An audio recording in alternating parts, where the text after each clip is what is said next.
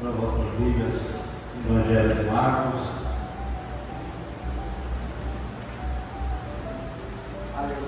Evangelho segundo escreveu Marcos, capítulo de número 9.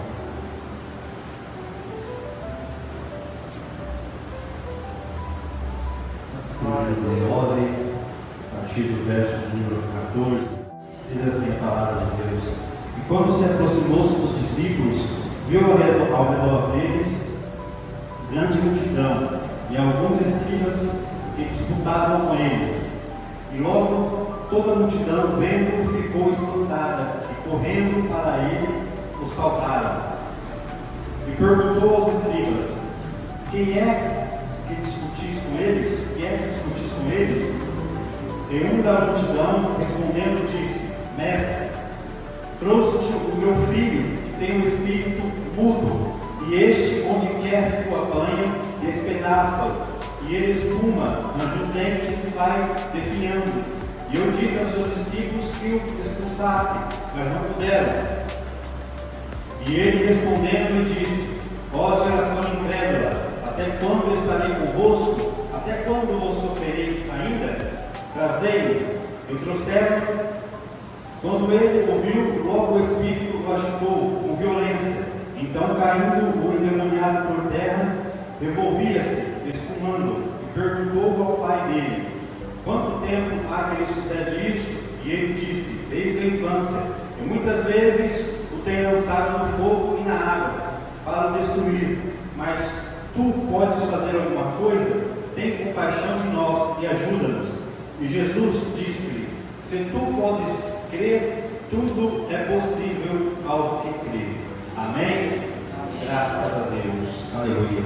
Irmãos, nós estamos aqui diante de uma palavra conhecida da igreja, a qual a Bíblia traz por título A Cura do Menino Endemoniado, a qual a Bíblia vai nos narrar um episódio a qual começa nos falando, nos narrando de um momento a qual se faz presente uma multidão, os discípulos, alguns escribas, um menino possesso por um demônio, o pai do menino, e o Senhor Jesus não se fazia presente naquele momento.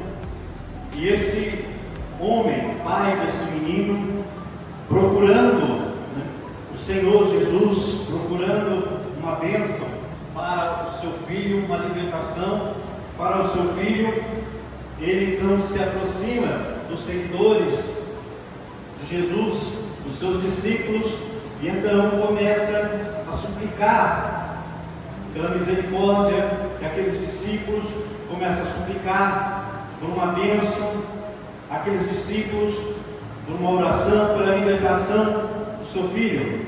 E o texto nos leva a entender, o texto nos faz crer que os discípulos começam a clamar pela libertação daquele jovem, para expulsar aquele espírito maligno, aquele demônio que estava sobre a vida daquele garoto.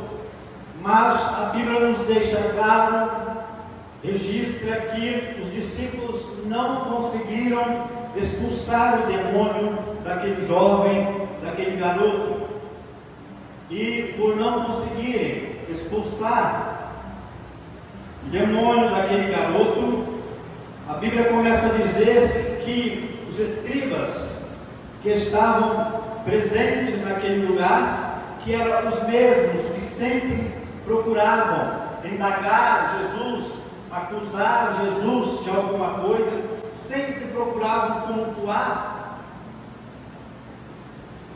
causar tumulto aonde Jesus estava, encontraram ali uma oportunidade de pressionar os discípulos de Jesus e de, quem sabe, ali poder trazer, de certa forma, algum desmerecimento ao próprio Senhor Jesus e aos seus seguidores, aproveitando da oportunidade, já que os seus discípulos não conseguiram expulsar aquele demônio que estava sobre a vida daquele garoto outrora, ou seja, não não conseguiram trazer um milagre sobre a vida daquele garoto, um milagre a qual aquele pai esperava na vida do seu filho. Então, aqueles escribas começam a persuadir, discutir, acusar os seus discípulos, começam, quem sabe, além de certa forma, querer dizer que os discípulos eram mentirosos, que os discípulos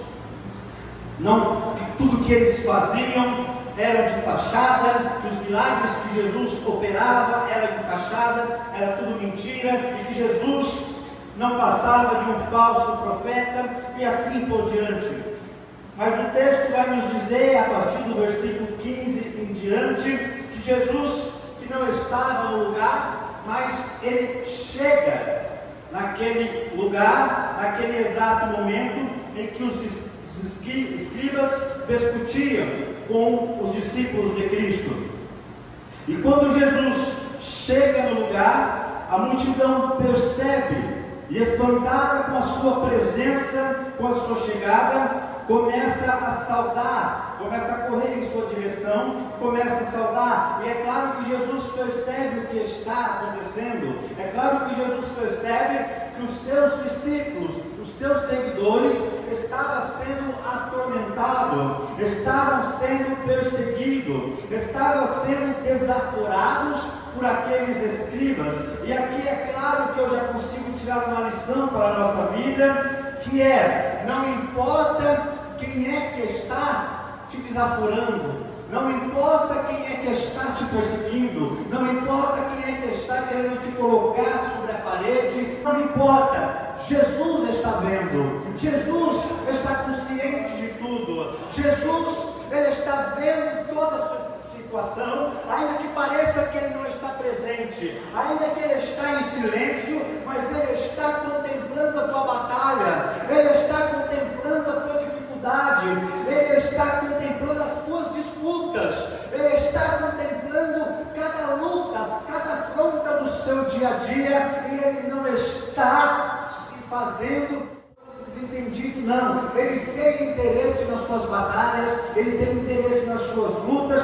Pode ter certeza, Cristo está olhando por ti, Cristo tem interesse nas tuas batalhas, nas tuas lutas, no teu dia a dia. Cristo está olhando por ti. Ele chega, e quando ele chega, ele logo pergunta aos escribas, que eram os mesmos que estavam disputando com os discípulos, acusando os discípulos, afrontando os discípulos, e ele pergunta para os discípulos, para os escribas: o que é que vocês estão discutindo com os meus discípulos? O que é que vocês estão aí? Por que vocês estão afrontando meus discípulos? O que está acontecendo? Qual é o motivo? Qual é a razão? Por que vocês estão desaforando a eles? E então a Bíblia vai nos dizer, a partir do verso de número 17, que entre a multidão, e esse entre a multidão, o pai do menino endemoniado responde: mestre, eu trouxe o meu filho, que tem um espírito mudo, aleluia, e este, onde quer que o apanhe, despedaça. Este quem? O espírito mudo. E perceba o que ele diz: ele tem um espírito mudo. Preste atenção nisso. E aí então ele diz: este, aonde quer que o apanhe, este quem? O espírito mudo. Aonde quer que o apanhe, despedaça. Ou seja, aonde é que esteja o menino, aonde quer que o menino esteja, o que o menino esteja fazendo, se for num parque, se for na escola, se for na sinagoga, se for na praça, se for no comércio, se for em casa, se for na casa da avó, se for na casa do vizinho, se for brincando na rua, aonde for que ele estiver, quando o espírito imundo vem e o pega, o espírito imundo o despedaça. E eu disse aos teus discípulos que o expulsasse, mas eles não puderam. Aqui o homem começa a descrever a situação a qual aquele espírito, aquele demônio colocava o menino, uma situação deplorável, uma situação de miséria, melhor dizendo, uma situação de humilhação, porque ele diz: não importa aonde ele estiver, ele pode estar em qualquer lugar, ele não se preocupa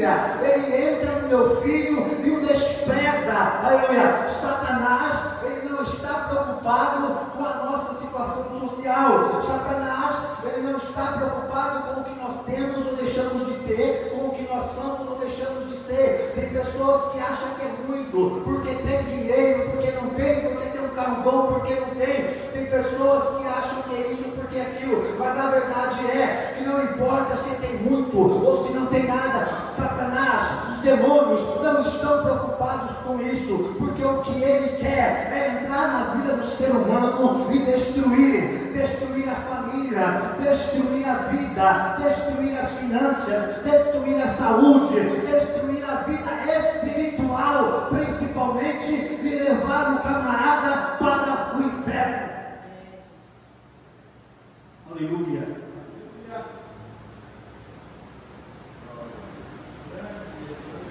Aí ele diz: eu trouxe para os seus discípulos. Aleluia. Mas eles não puderam. Aleluia. Eles não puderam expulsar. Aleluia. Louvado seja Deus. Aleluia. Aqui abrindo entre os parênteses, irmãos, eu vejo nesse versículo, não é o caso desse homem explicitamente, mas eu consigo abrir entre parênteses aqui, para poder observar o caso de muitas pessoas no mundo, irmão João. Não aparece na igreja, não quer adorar a Deus, não quer compromisso sério com Cristo, mas quando aparece um problema com o demônio na casa, o irmão é experiente nisso, irmão, eu sei. Se aparece um problema com o demônio na casa, vamos lá chamar o presbítero João, vamos lá chamar o pastor para orar. Ou seja, é o que ele está dizendo aqui. E eu disse para os teus discípulos, ou seja, são pessoas que em vez de entregar a sua vida para Jesus, vai procurar o pastor, vai procurar o presbítero, é sempre assim, vai procurar um obreiro, vai procurar a irmã que ora, vai procurar o irmão que ora, mas só que eles nunca querem procurar Jesus, nunca querem entregar a vida para Jesus. Não é o caso desse homem aqui, mas eu só estou pegando essa parte para abrir esse entre parênteses aqui, porque é uma realidade. É uma realidade. Pessoas que procuram os servos de Deus na hora que o demônio bate, mas não querem entregar a vida para o mestre. Aleluia. Mas esse homem disse, esse homem ele foi atrás do mestre. Esse homem ele foi atrás do mestre. Aleluia. Aí ele encontrou os discípulos, mas ele disse: os seus discípulos não puderam fazer nada. Quando Jesus ouviu isso, Jesus disse: e ele respondeu-lhe e disse: ó geração incrédula, até quando estarei convosco? Até quando vos sofrereis? Ainda trazei-o. Quando Jesus fala isso, é um banho de água fria. Claro que é. É um banho de água fria para os discípulos. É um banho de água fria para os seguidores, para os escribas, para aqueles que não queriam compromisso, que estavam lá só para ver o espetáculo, para ver o show. Para eles tanto faz, eles não estão nem aí. Aqueles que não querem compromisso com nada, você pode falar à vontade, para eles tanto faz, eles não estão nem aí, entra pelo ouvido, sai pelo outro.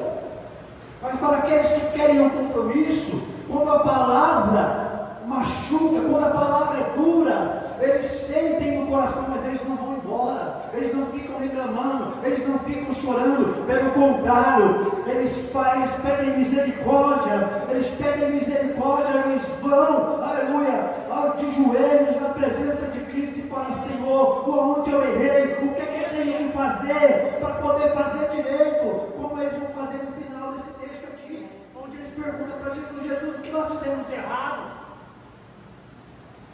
Aleluia. Mas Jesus diz assim: ó geração incrédula. Irmãos, guarde isso aqui.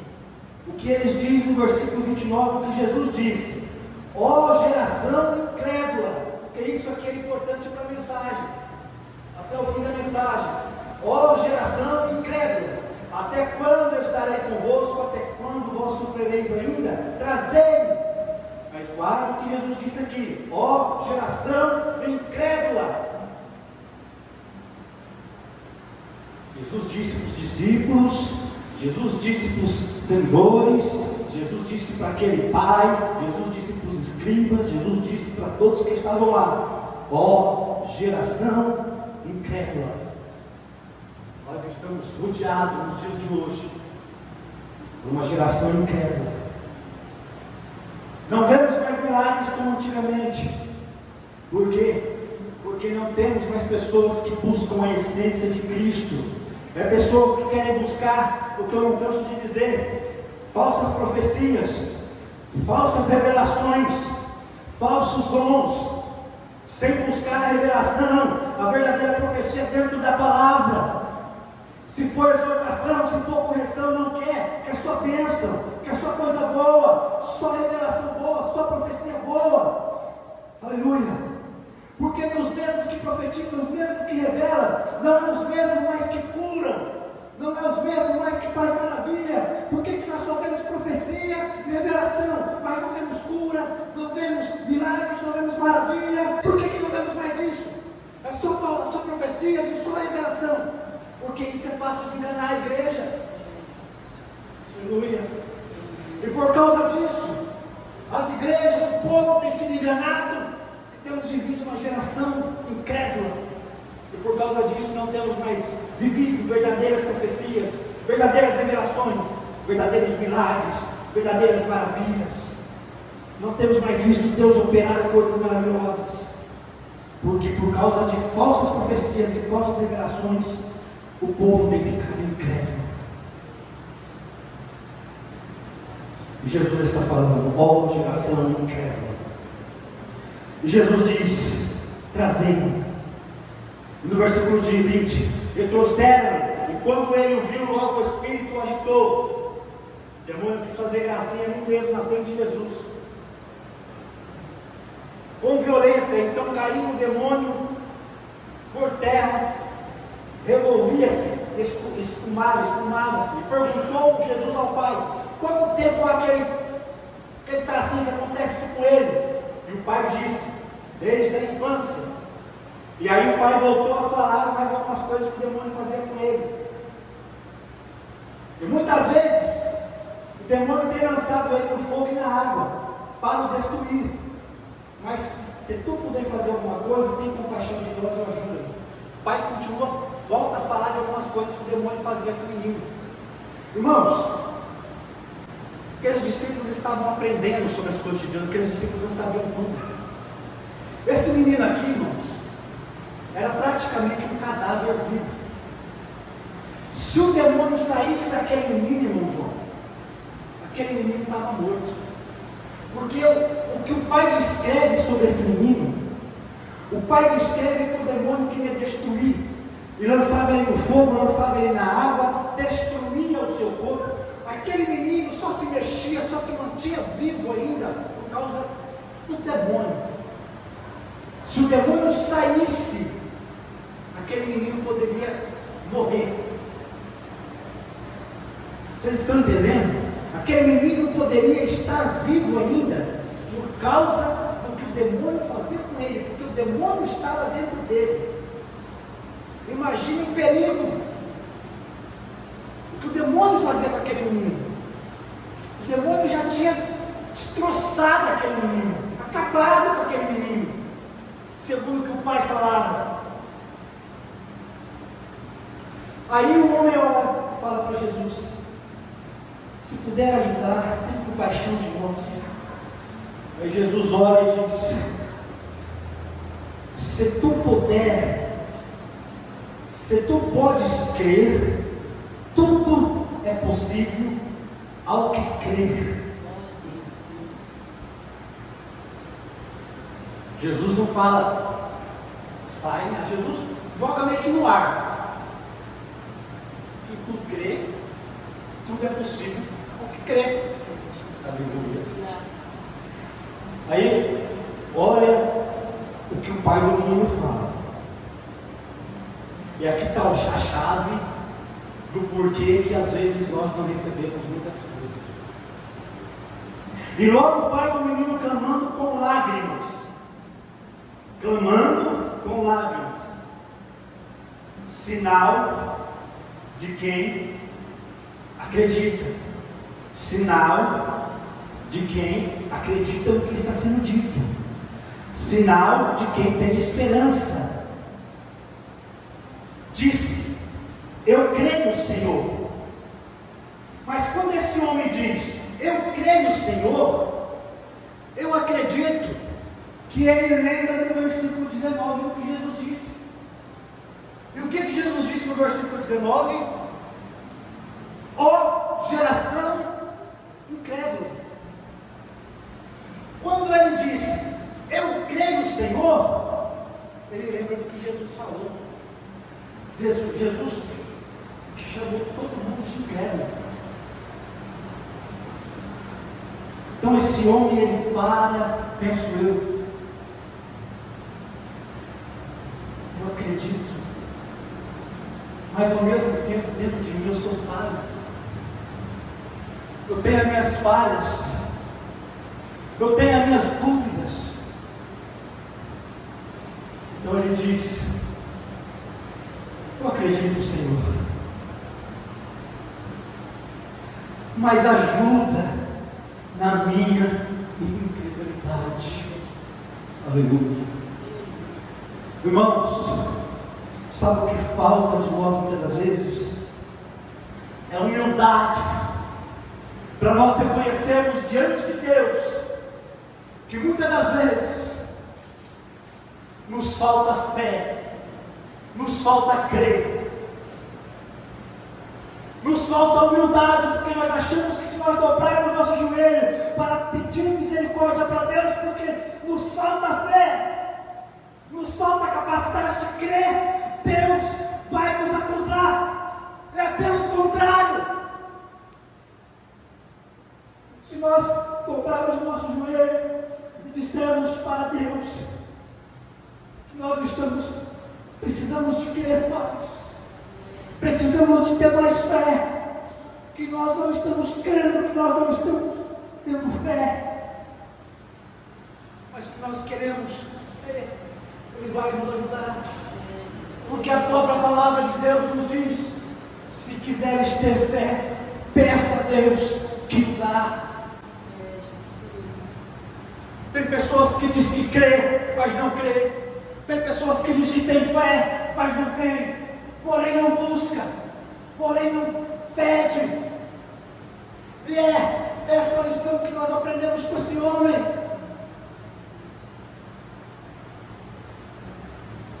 Duvidamos, é claro que duvidamos muitas das vezes. Somos seres humanos. Colocamos a nossa fé em dúvida, em jogo, todos os dias, todos os momentos, porque somos falhos. Mas Deus está dizendo: clama a mim e responder-te-ei. Então vamos clamar, vamos pedir: Jesus, tem misericórdia, ajuda na minha incredulidade, para que eu possa crer mais. Aleluia. Tem pessoas que têm uma grande fé, mas tem pessoas que não têm em alguns momentos da vida. Irmãos, e se isso acontecer com você, não se apavore, não se desespere, não ache que você está menos crente ou mais crente por causa disso, não ache que você está perdido, não, mas faça igual esse homem: Senhor, me ajuda na minha incredulidade, me ajuda a crer, me ajuda a crer. Aleluia. Isso para Jesus foi um ato de fé, isso para Jesus foi um ato de humildade, isso para Jesus foi por deveras importante, porque ainda que ele não acreditava tanto assim como talvez deveria, mas ele agiu com a maior sinceridade do coração.